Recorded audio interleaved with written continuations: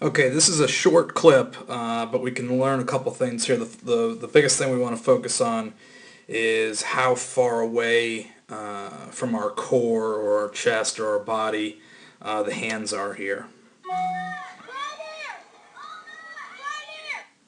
So there's quite a gap right here. Um, that's too big. You'd really rather see the hands about in, whoops, let me clear that one off. I don't like where that line went. Somewhere in there.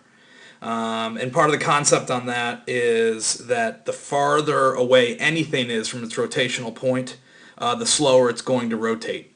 And so it's really hard to get around on a fastball here.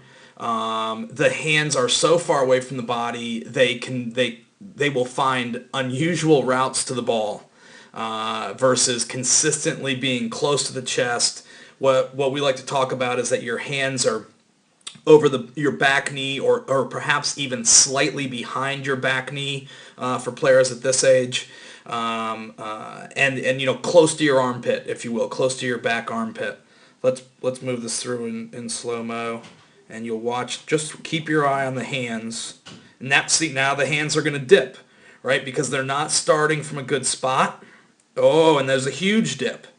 And so if our hands were in closer to our body, then we could start focusing more on taking your hands straight to the ball, right? And that's not to say that we would swing only with our hands, of course, and we would turn our body.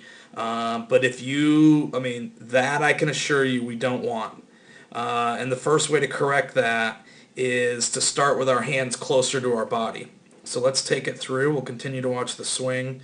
And then there actually is no swing, which is fine. It's still a great indicator of what the swing would have looked like. Second thing we just want to focus on, which just so many of our guys are struggling with right now, is we'll just take a look at this foot, and we'll see where this foot goes. Not horrible, but certainly we're stepping more towards third than we are towards the pitcher there.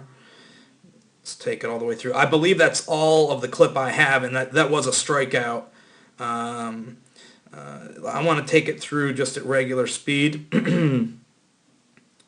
just so you can get a feel for the swing in general.